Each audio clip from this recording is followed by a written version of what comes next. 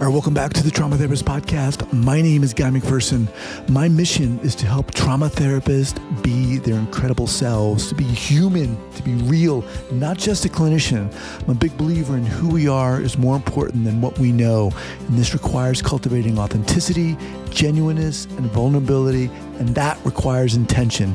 You can learn more about my courses and workshops by going to thetraumatherapistproject.com. That's thetraumatherapistproject.com. Let's get started. Let's do it. So 5, 4, 3, 2, and 1. All right, folks, welcome back to the Trauma Therapist Podcast. I am thrilled to have back Lisa Danylchuk. Lisa, welcome back. Woo! Thank you. So good to be back, Guy. So as most of you know, Lisa is an author, a licensed psychotherapist, and founder of the Center for Yoga and Trauma Recovery, also creator of the Yoga for Trauma program. Graduate of UCLA and Harvard University, her work has pioneered the field of trauma-informed yoga and transformed our understanding of embodiment practices and therapeutic work. More than 300 providers from 25 plus countries have completed her Yoga for Trauma online training program, the first virtual program to train providers offering yoga for trauma recovery. Yeah, no, it's like 450 countries. So I gotta update that. Yeah. Exciting. 450. Jeez. She serves on the board and as UN Committee Co-Chair for the International Society for the Study of Trauma and Dissociation. She's written for publications like Good Therapy and the American Psychological Association. Her books include Embodied Healing, Using Yoga to Recover from Trauma and Extreme Stress, also How You Can Heal, a Strength-Based Guide to Trauma Recovery, and Yoga for Trauma Recovery, Theory, Philosophy, and Practice. Lisa, welcome back. Thank you. And that last book is on Audible now, which I'm super excited about. And I just finished serving as president of ISSTD last year. So I need to update my bio. Apologies. Damn. So crazy bio. Congrats. Thank you. It's good times. It's good times. And as you know, I'm, currently in my 3rd trimester of pregnancy and about to lean out pretty hard. So it feels good to have done some things and to be doing some other things. That's awesome. Well, look, let me just get right to the point. I invited you back here. You have such a great energy and you just such a positive healing vibe, if I can use that term, that I just love talking to you and loved having you back on the podcast. So wanted to bring you back and excited you're here. Love it. And you're on episode like 400, 500. Where are we in space now? Thousands?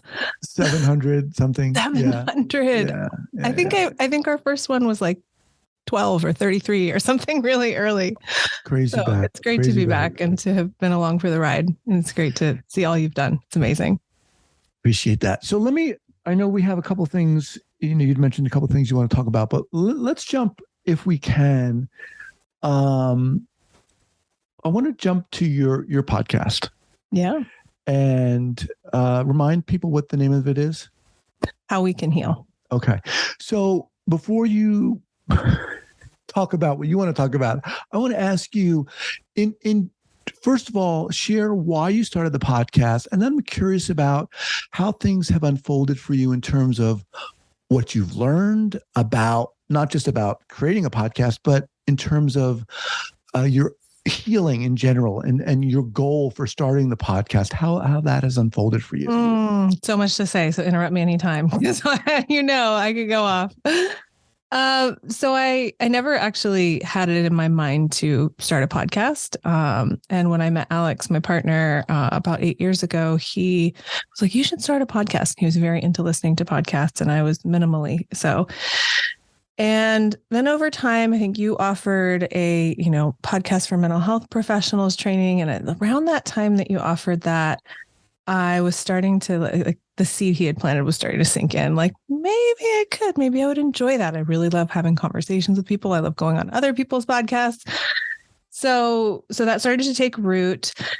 I think I did the training program you did. And then it was still like, this was probably 2020, 2021, where like there was so much upheaval going on. I was like, I don't think I can take on that project just yet. And then a little more time. And then I felt ready. And I had like a training session with the woman who was the first guest on my podcast. I don't know if I think she might have been on yours too, Gabby Bernstein. And she's like, I feel like you should do a podcast just intuitively. I feel like you'd be really good and I feel like you should do a podcast. And I was like, oh, that's really funny because I've started brainstorming. I have a note in my phone and a list of guests and you're on that list. And she's like, great, let's do it. You'll be episode 1. And I was like, oh, okay, action mode. So that's how it started in a practical sense. And I think the yearning of what we can talk about or what I want to bring to that show is there's so much trauma we're processing collectively. And I think we're becoming more aware that that's also what's happening and calling it trauma, which is huge. But as you and I know, we can also get really lost in trauma. We can also get really submerged by it, right? To the point where it feels hard to find ground or hard to find land or hard to see, well, what does healing even look like or feel like? You know, maybe we're sort of grasping at straws or grasping for a life raft and trying to find some semblance of steadiness to move forward. And I feel like collectively that's part of where we're at, right? When you say, if I may, when you say submerged by trauma, do you mean submerged by the information and what it means? And oh my God, this is trauma and that's trauma. Say more about that. What do you mean by that? Both. I think actually we're submerged by, or we're processing or attempting to process the impacts of trauma. And I'm talking about systemic trauma, colonialism, racism, like these bigger, they're personal, but they're also societal and interpersonal, right? So, you know, you and I have been in a million trainings and probably taught this ourselves too a million times of there's acute stress, post-traumatic stress, complex trauma, developmental trauma. And then we could go into all these other, you know, traumatic loss or betrayal trauma. There's all these different terms we use and angles to understand.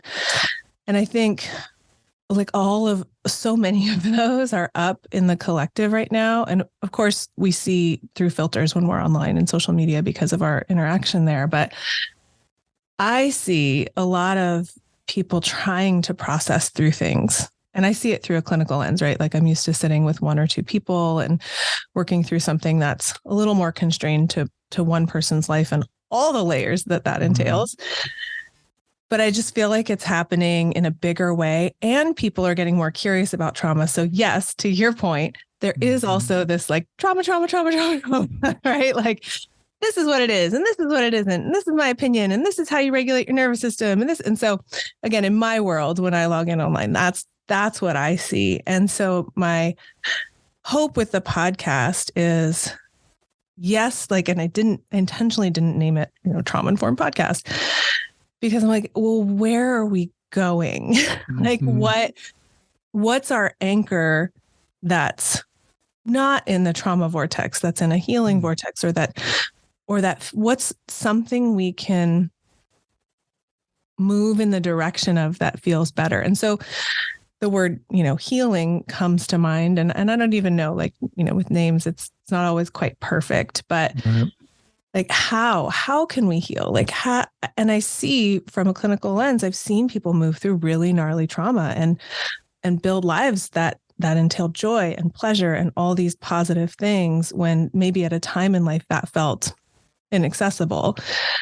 So I feel like there's a broad path there and many avenues within, like if we use the mountain analogy, many paths up the mountain. And I want to talk about what's working. I want to talk about what's helping without denying this is really gnarly. This is really hard.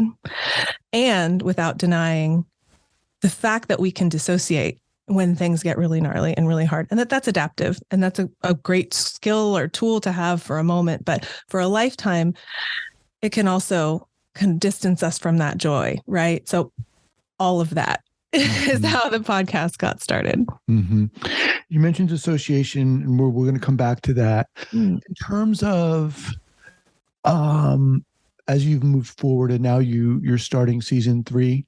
Yeah. To start. Okay. As you stated all that, what has come up for you? What have you learned in terms of that? What's maybe been a surprise for you? And I'm interested in what maybe some things your guests have shared that have really snapped things for you? So many things, as you know, having hosted now 700 episodes, there's little moments in all of them for sure. And I think of like different worlds coming together in terms of maybe spirituality and yoga and meditation and healing and this clinical knowledge, right? Because I've interviewed people who, are professors and are doing research and have been doing research, almost in the shadows from the larger standpoint on this stuff for many, many years. And then I've also interviewed people who have millions of followers and are out there, offering support and advice to people who are hurting. And so I feel like there's a coming together of that's happening. There's more connection between the worlds, which is beautiful. And, the episodes that stand out to me as you ask that question, the first two are Jennifer Fried and Institutional Courage, because I think that's a huge part of our collective healing right now is organizations and institutions doing hard work to just evolve and be responsive to trauma when and how they can. And I know from being president of an international organization that's hard, right? Like that involves a lot of moving pieces and people and cultures and processes. And the idea is so much clearer than the action, but the action is also so important. So that stands out. And then the other piece that stands out a lot, I think just being in the US and the history of the US, but this is true in many places around the world, is the piece around race and healing in terms of, the U.S. history with slavery and oppression and colonialism. So Dr. Heather Hall's episode stands out where she talks about schizophrenia and dissociation and how those two can get conflated. She's done some amazing work in that area and others. And Dr. Jennifer Gomez, her episode stands out around cultural betrayal trauma. She's worked with Dr. Jennifer Fried. But towards the end, this is a teaser because it's coming out in season 3. We talked about a concept she brought called dream storming, which very much aligns with what I just described in terms of my hopes for the How We Can Heal podcast, which is like, can we envision what if this were solved?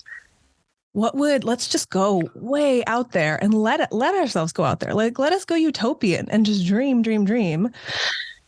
And then slowly trickle back at some point, like where are there threads that we can pull, or where are there paths we can walk that connect us to that? Again, so we have a sense of anchor in something positive. And even though it might be a dream, again, we thread back, like where does that dream have some little tendril of a root in reality and today even? And that I think is really powerful. I love that. I mean, that's so positive. I immediately thought of, my own experience, and I'm going through something, and, when it first hit, which, I mean, I've talked about it, divorce, but when that first hit, I was like, how do you heal? What do you do? Yeah. Even though you might be aware of all these modalities and ways, it's like, what am I supposed to do? And that whole, it becomes very, there were times when I was thinking, wait, am I doing this right? I'm not doing this right. And, but to hear you talk, you're talking about these large, major, global universal issues that are at once really exciting, and on the other side of it, kind of daunting. But we need to have those discussions because you're bringing this awareness to it, this light to it, and also this possibility and hope as well. Which I think we need. And, being a guest on the podcast as well, I always end with like, what brings you hope? Because in the mess of it, like when you're in that throes of, the early impacts of divorce, of loss, of a pandemic, of, and anything that really shakes us and stirs up our sense of maybe mortality or expectation of life, like we're in a really vulnerable state at that point. And it can be, again, that sort of tsunami of emotion and upheaval and change. And so having some little thread, finding at some point, it might not come right away, but finding like, well, what does bring me hope? And that might be connection with a child. That might be looking up at the sky, on a moment to moment or daily or whatever basis. I know nature's really big for me. So sometimes it is as simple as like seeing a blossom on a tree, and then whatever else is happening, I just take a moment and I take a breath, and it's like, okay, the trees seem to keep blooming after every season. Like this has been going on for a long time through a lot of wars and a lot of things, right? Pandemics. Okay. Like there's some, and I get some little bit of hope in that. Like, something's still working here as much as we maybe, exploited our planet environmentally or whatever. Like you see a bee on a flower and you're like, it's so vulnerable, but it's there. And so I think that hope is really important. And to your point, as a guest on the podcast, authenticity, right? So we're not like, everything's so sunny and great while I'm going through this, really wretched divorce. Like that's not honest, right? And we all know, and we might have to coach ourselves in different ways on different days, but the authenticity piece of what's really real for me in my life. And I think that whole energy describe of like, let's look at these gnarly things, but let's also not get taken down by them. That's been very real for me. So. I think too, for a lot of people, and I think it's becoming maybe more understood now, but just the word trauma, I mean, that in and of itself really can take people back, can thwart them. And a lot of people do feel like, oh my God, this is happening. I don't know how to deal with that. That's that kind of initial shock. But I don't know. I think on the other side of it, this word healing is so charged. It means so much. It can to so many different people.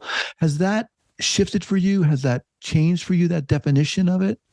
And if so, how?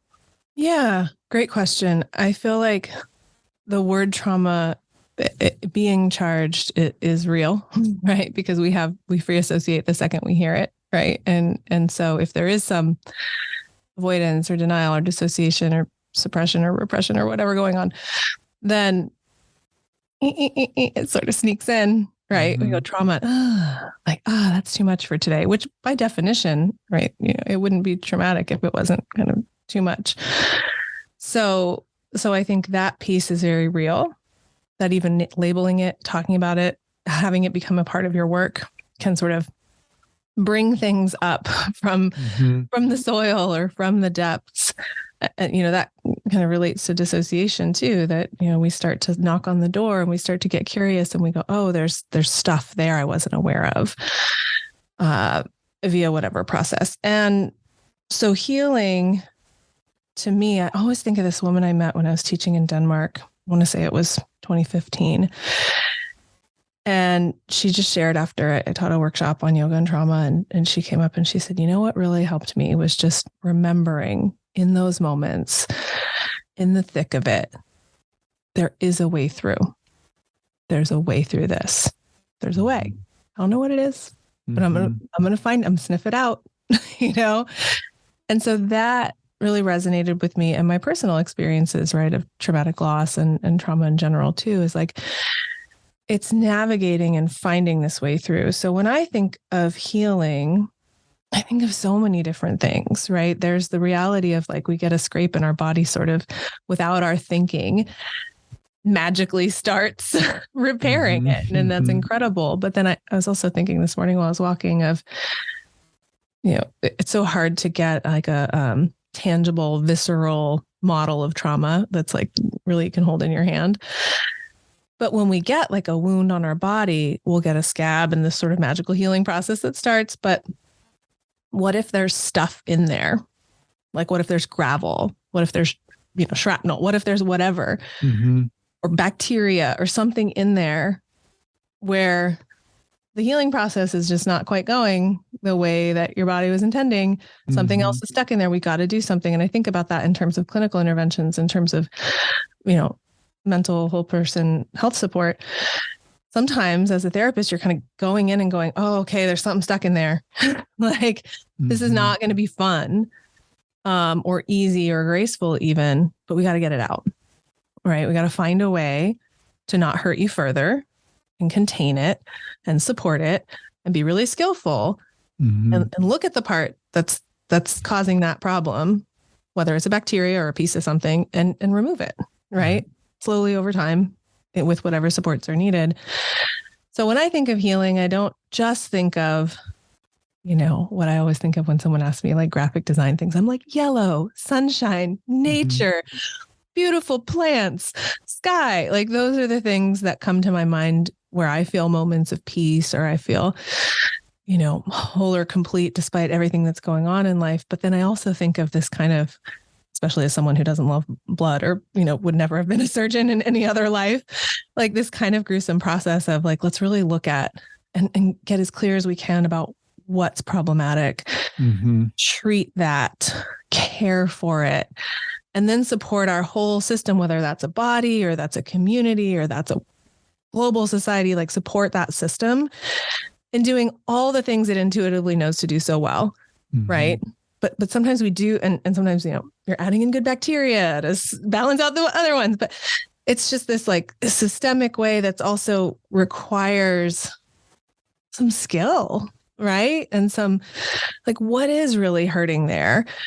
And what is, we look for this in EMDR and other things, like what is the belief? What is the moment? What are the things where something just stuck and it rewired, or it really resonated, and why? And like getting in there and figuring that out, and then knowing there is another way, I think that's really powerful. I mean, it also speaks to the courage that's required to heal.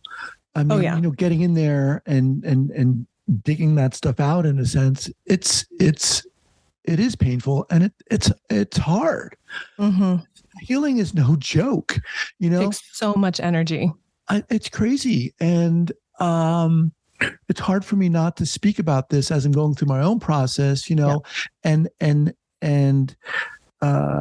someone, I have experience with this stuff and I'm aware of a lot of stuff, but still going through it, I was like, how the hell am I supposed to, what do I do?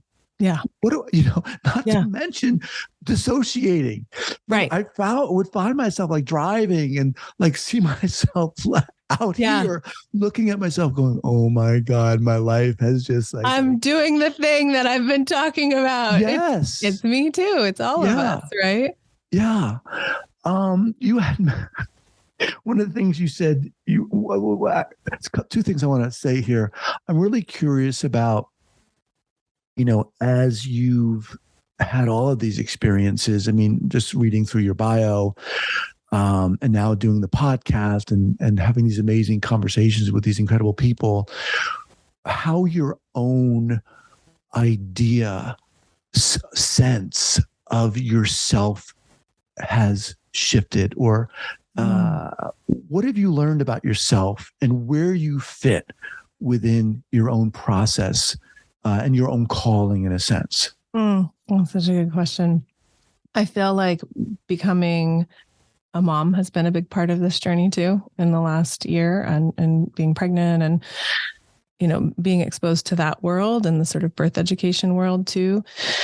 And the first thing that comes to mind as you're asking is just honesty, because I've felt that weight of doing trauma work with trauma organizations and trauma, like the word being everywhere in my professional life, and feeling a little bit of discord with that, because I always give things the deathbed test at the end of my life. Like, do I want my life to be about trauma? No, like not necessarily. Do I believe it will have contained trauma? Yes. Like from my experience, 43 years old in 2 days, right? Like, yeah, it will have contained pain and loss and tragedy and trauma, but I don't want that to be the thing. And so I've been, slowing down and taking a pause. I finished my book in 2019, pandemic hit in 2020, all mental health professionals have been a little bit burnt out, was leading ISSTD in 2022, was also like planning a pregnancy. So trying to take care of my body. Right. So with all of that, and with thinking of, well, what do I want to pass down? I'm very lucky. I think you've had my mom on the show as well. And at Danylchuk, PhD, psychologist for 30 plus years working with dissociation and dissociative identity disorder. I got a lot of wisdom and knowledge, and not just that information about trauma, but I got this embodiment of care that was modeled, right? Which not everyone gets. And I'm very grateful for. And just thinking consciously about, well, what do I want to pass down through my words, through my work, through my body, through the things I'm chewing on in my mind when we're quiet alone together as a family. And it's really not, healing is a piece of that, but there's more. There's enjoying life. There's pleasure in life. There's the truth that we're all interconnected. And, sometimes I hear people say like, no one person can be well until we're all well. But I think that that's a little bit extreme, because when you look at a body, even all the cells in a body, there's things that are dying off. There's things that are being born. There's things that are changing and emerging. And so I get that perspective, but I also feel like it's really important for us to connect with that larger sense of interconnection, and to identify our uniqueness and our individuality and our capacity for choice, right? Our capacity for awareness and choice. And I want this baby in here to know that they have choice of what communities they interact with, what thoughts and feelings they agree are real, right? And to have that discernment to be able to continue to say, like, is this helping me? Is this serving me? So for my sort of place in my career at this point, it's become increasingly clear that I need for me to stay engaged and involved and have energy for this, I need to be speaking to joy. And laughter and play. And maybe that starts because I know when we're really mired in trauma, that stuff can feel far away.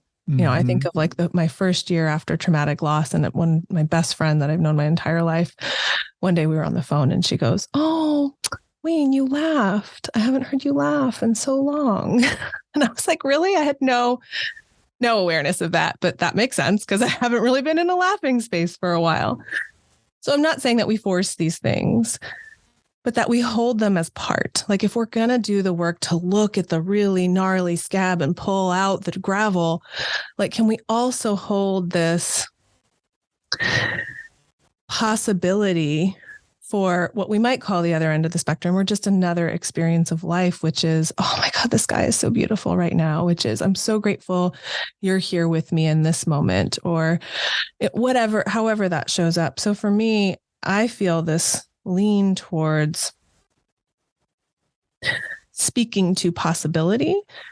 I feel this lean towards, again, just being honest with like how the work has sort of rubbed up against me, and the moments that I've logged in online and seen conversations and been like, oh my God, are we still talking about this? And isn't there a better way? And isn't like, I need to be honest about that and express that. And I feel like I'm right.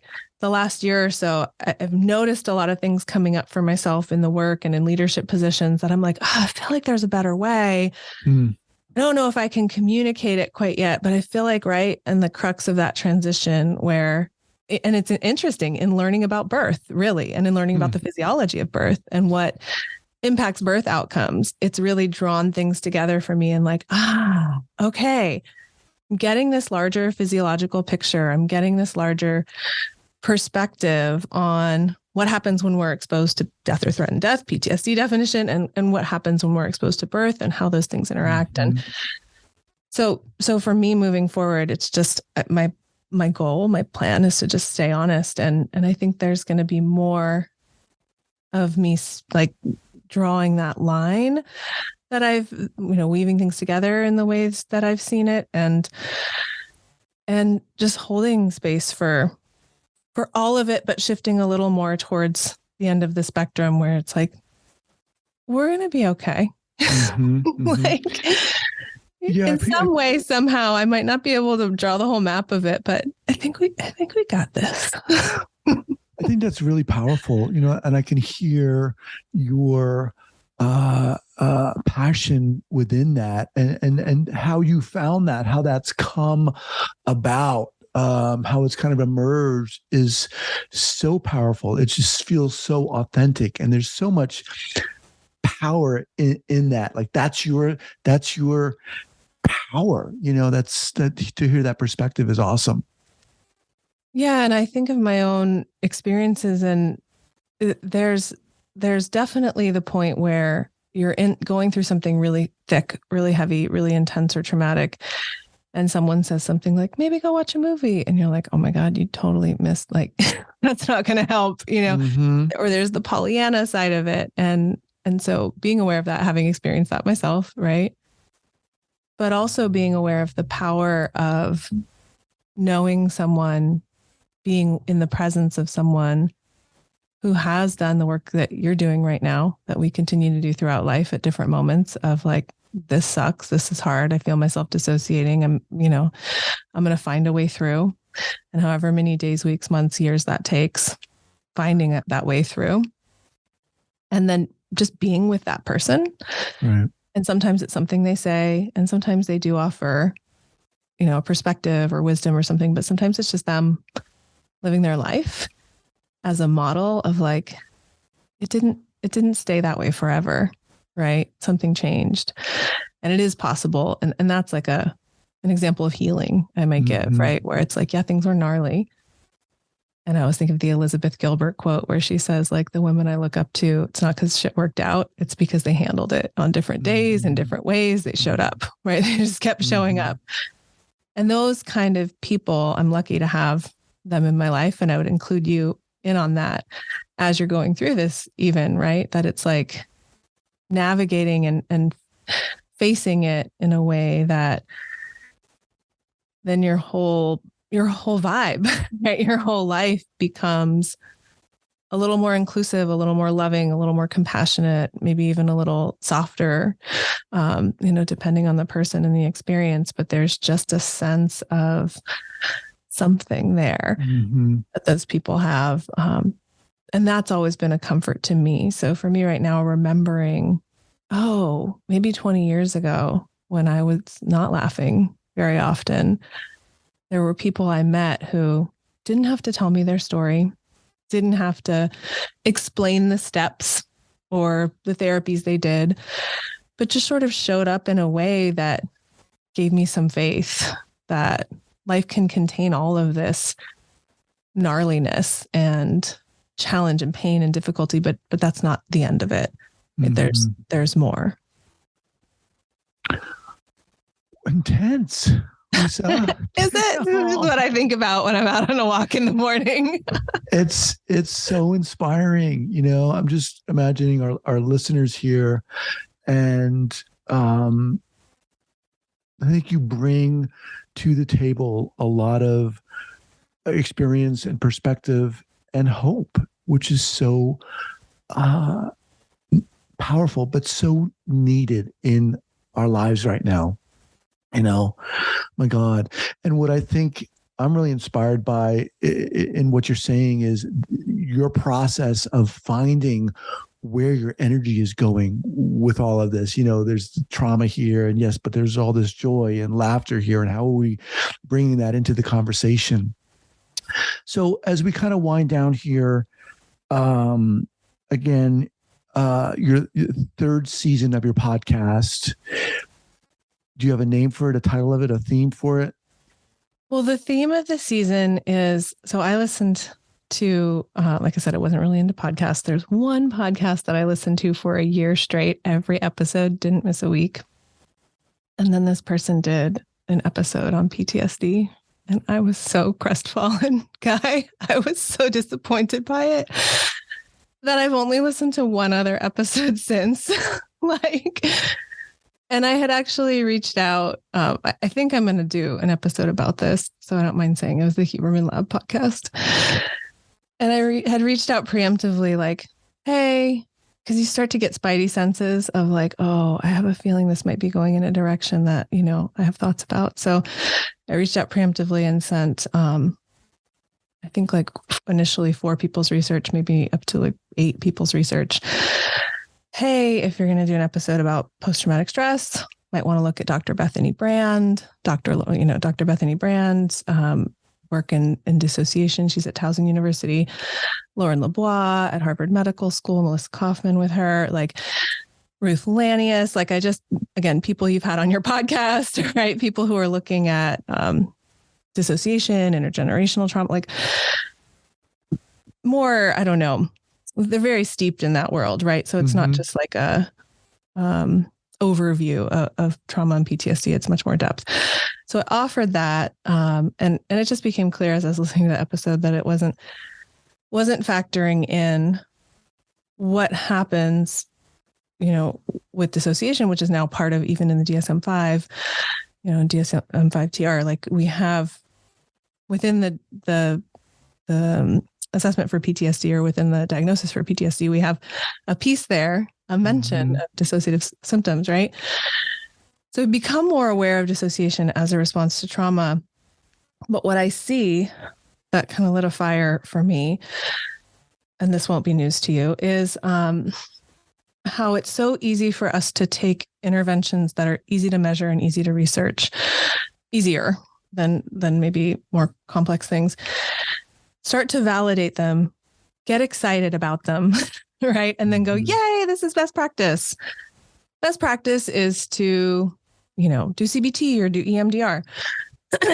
And then I always think about the people that are excluded from those studies, because those are usually the people that I see in clinical practice, and most of the clinicians I know work with who have so many different diagnoses and who are working with complex trauma and developmental trauma and dissociative identity and things like that.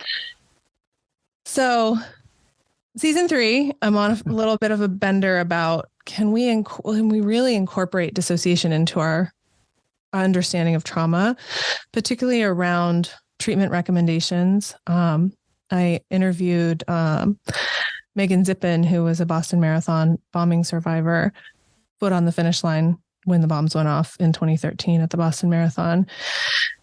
And this will be in season 3. She talks about, because it's the 10-year anniversary of the bombing. Can you believe it?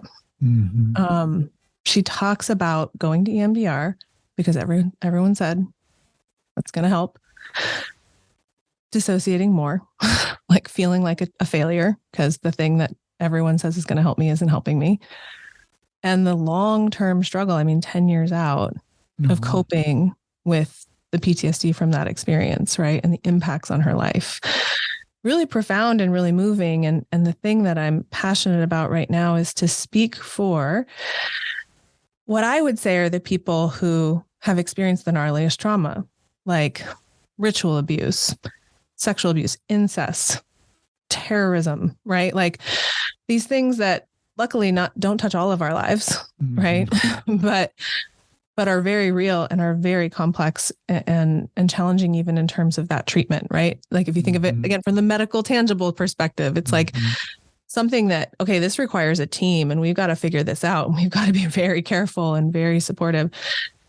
So I think about with that podcast I was listening to in my disappointment, I think about the people who are listening all over the world who are really gnarly trauma survivors who have experienced things like what Megan experienced, who've had responses in their body to trauma that 6 sessions of EMDR is not going to fix. If you've been in a car accident, 6 sessions of EMDR might do you really well. Right. Going home and telling your family about it might really help you. But if you were in combat and saw children killed, like going home and talking about it is probably not going to be the thing that makes you feel better. So like telling your story and doing these best evidence-based practices isn't always the path. And I think the sad thing is we do a service to the people who almost need the less amount of intervention or support because they're like, oh, I can do this. Great. Done. Check. And then that sort of reinforces this, oh, this is what works. Right. And then there's these people who are like, but that didn't work for me. And who very often then internalize that didn't work for me. I must be wrong. I must be broken. I must have had something before this happened. right? Or there must be something inherently wrong with me. I mean, even what you're going through a divorce, and like, I would say that you're someone with a lot of psychological resources and, so many sort of internal and external assets or resilience scores going for you.